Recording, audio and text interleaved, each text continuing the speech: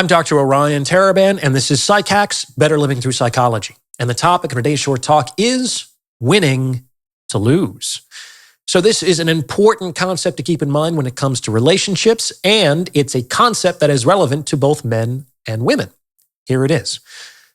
I wish I had better news for you, but it's often the case that you can have the person you want, or you can have the relationship terms you prefer, but you might not be able to have both. This means that you might not be able to have the terms you prefer with the person you want, or you might not be able to have the person you want with the terms you prefer. The only people who get both are either very, very attractive or very, very lucky. Now, this doesn't mean that you can't have a relationship with the person you want, but that this very often comes at the price of the relationship terms you would prefer. When this occurs, I call it winning to lose, because on the surface, you won. Hooray! You got the baddie or the alpha, but the costs associated with winning are so high that the victory is often a Pyrrhic one. What you've won is a perpetual defeat. You lose when you win. And this typically occurs in one of two ways. In the first case, this can happen when people put the person they want ahead of the terms they prefer. They have their sights set on one person. They're monomaniacally focused on one specific individual. I want that man. I have to get that woman. And that is the path of pain. Why? Well, since people are functionally communicating with their behavior that it's this one person or nothing, or what is basically the same thing, communicating with their behavior that they're willing to do anything for this one person, they place themselves over the barrel with respect to the relationship negotiation process. If you take that path, you kind of can't balk later on that you aren't enjoying the terms that you prefer. Because if you had made the relationship conditional to begin with, you might not have succeeded in securing the relationship at all.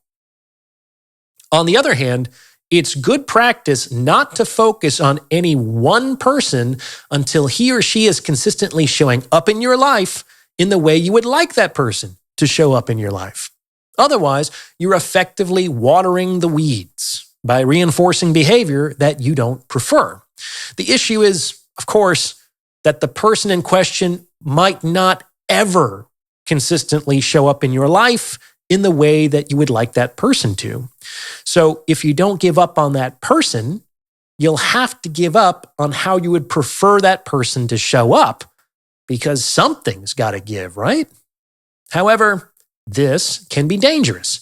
When you put the person ahead of the terms, you often lose when you win. Let me give you a concrete example. Guys, let's say that you have your sights set on a real baddie. I've got bad news for you, gentlemen.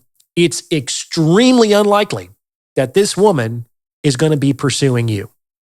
It's extremely unlikely that this woman is going to be proactively showing up in your life in the way that you would like her to. You'd have to be an underwear model or a professional athlete or a billionaire or all three or something like that to get her to move to you. Now, this doesn't necessarily mean that you can't have a relationship with this woman. You'll probably still have to be very above average for this to work, but it's not technically impossible.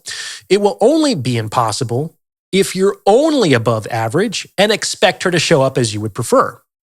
This means that you will likely have to bait your hook. You might have to bait your hook with gifts and trips. You might have to bait your hook with doing a bunch of shit you couldn't care less about. You might have to bait your hook by being her social media photographer or couples content creator. You might have to bait your hook by playing games with your interest and attention. You might have to bait your hook by being effusive and persistent and pedestalizing her. Contrary to popular belief, this can work from time to time, generally when a woman is getting out of a relationship with someone else who didn't do any of those things. It's sort of like a palate cleanser, a little refreshment before she attacks the next course. So there are lots of ways to bait your hook, but you're going to have to do something. And it's probably something that you wouldn't even consider doing for a less attractive option. That's just how it is.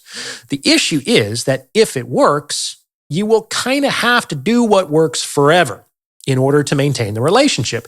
And the more the relationship revolves around what the woman wants, that is, the more frame is ceded to secure the relationship, the more expensive that relationship becomes in the long term for the man. Trying to wrest that frame back or to get your own needs met in the relationship will invite instability and conflict because that is not what that woman signed up for. You lose when you win. If you're interested in taking your understanding to the next level, I would encourage you to check out the Captain's Quarters, my members-only self-improvement community. Your monthly membership will get you access to a cadre of like-minded, supportive individuals, bi-monthly group consultation sessions hosted by yours truly, and exclusive content that you won't find anywhere else. Click the link in the description for more information. Hope to see you aboard. Now, the second way that people can win a perpetual defeat in their relationships is by negotiating with highly desirable men and women. This is independent of whether people choose to put the person ahead of the terms, as previously discussed. As I've said before, you can't have any relationship with anyone. For whatever reason, people believe that they should be able to have the terms that they want with the person they want to have those terms with, and that might not be true. In fact, getting what you want from the person you want to get it from is exceedingly rare. The more desirable a person is, or to put it another way, the higher their sexual marketplace value, the more likely you are going to be the less powerful person in the negotiation process. And as the less powerful person, it will be expected of you to cede ground. Consider doing business with an A-list movie star or a top-tier athlete. You might have to give way more than you personally feel that person is worth in order to get them to sign with your team or project. Furthermore, you might have to give in to a host of ancillary demands, their own trailer, a personal bodyguard, top billing, champagne and caviar every night, etc., just to seal the deal. This is the cost of doing business with a highly desirable individual. Why? Because this individual knows that if you don't give them what they want, they can easily find someone else who will. So highly desirable people can functionally dictate their terms. Let me give you a concrete example from the other side. Ladies, a lot of you are cooked because so many of you are targeting such a small subset of highly desirable men. This not only increases your intrasexual competition dramatically, but it reduces the likelihood that any one of those highly desirable men, awash as he is in sexual optionality, will commit to any one of you. As I discuss in The Way It All Ends, fewer than 1% of you will succeed in this endeavor. And this means that if you want to secure the relationship with such a man, you will be expected to cede ground. This is the cost of doing business. Why?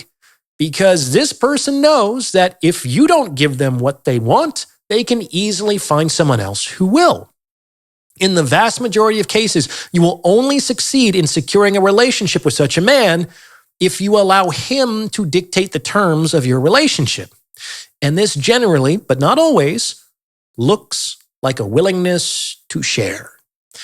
The number one cause of commitment hesitancy in men has to do with the surrender of his sexual optionality. And the degree of his hesitancy is proportional to the amount of his optionality.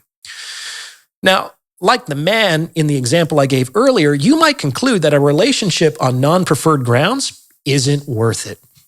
And that would be your right. But that might mean that you will need to give up on that person. If you want relationships on your terms, then look to those who find you very desirable and make peace with the fact that it will be unlikely that you will also find them very desirable in return. You can get what you want at a price, or you can take what wants you at a discount. And that's the news. What do you think? Let me know in the comments below if this fits with your experience. And please send this episode to someone who you think might benefit from its message, because it's word of mouth referrals like this that really help to make the channel grow. Anyone looking to join my free weekly newsletter or book a paid consultation can do so on my website. There's also my book, The Value of Others, where I talk about this and many other subjects at length, and my member community, The Captain's Quarters. The links to everything are in the description below. Please check them out. A lot of great resources.